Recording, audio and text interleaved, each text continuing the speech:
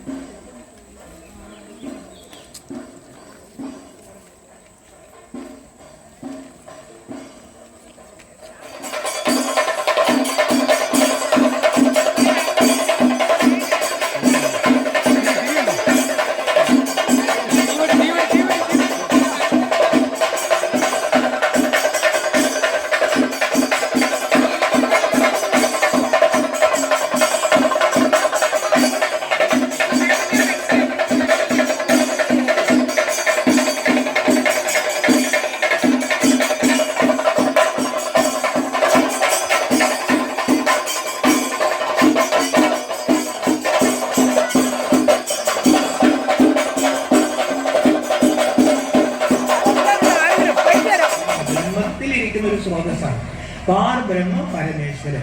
അതൊരു ജ്യോതി ആയതുകൊണ്ട് നമ്മൾ എന്ത് ചെയ്തു? ജ്യോതിർലിംഗം, ജ്യോതിയുടെ അടയാളം. ഏതൊരു ജ്യോതിയും ഓവലാകൃതിയിലായതെന്നറിയാമോ? പരബ്രഹ്മത്തിലിരിക്കുന്ന പരമേശ്വരനാണ്. ആ പരമേശ്വരൻ അമ്മയുടെ ഗർഭത്തിൽ പറക്കാത്ത പ്രകാശം. ആ പ്രകാശത്തിന് മുസ്ലിങ്ങൾ അല്ലാഹു എന്ന് വിളിച്ചു. ക്രിസ്തു എന്താ പറഞ്ഞത്? മരിക്കാൻ നേരത്തും പറഞ്ഞ പിതാവേ പിതാവേ പിതാവേ എന്ന് വിളിച്ചു. ആരെ വിളിച്ചത്? ജോസഫിനെ അല്ല. ക്രിസ്തു തൻ്റെ ആത്മാവിൻ്റെ പിതാവിനെ, God is A kindly light, യഹോവ എന്ന് പറഞ്ഞു. ആ പരമാത്മാവിന് ഹിന്ദു ധർമ്മം, എന്തായാലും നമുക്കറിയാം ക്രൈസ്തവ ഇസ്ലാം ധർമ്മത്തിന് മുമ്പാണ് ഹിന്ദു ധർമ്മം.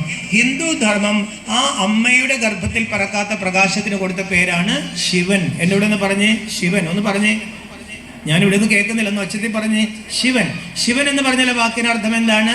കല്യാണകാരി, മംഗളകാരി, സദാശിവ, പരമശിവ. നമ്മൾ സദാ രാമ, സദാ കൃഷ്ണ അല്ലെങ്കിൽ പരമരാമ എന്നൊന്നും പറയാറില്ല. സദാശിവൻ, സദാ നമുക്ക് നന്മ ചെയ്തുകൊണ്ട് ബ്രഹ്മത്തിൽ എല്ലാ ഗുണങ്ങളുടെയും ശക്തികളുടെയും ഒരു സ്രോതസ് ഇരിപ്പുണ്ട്, ഒരു സൂര്യൻ.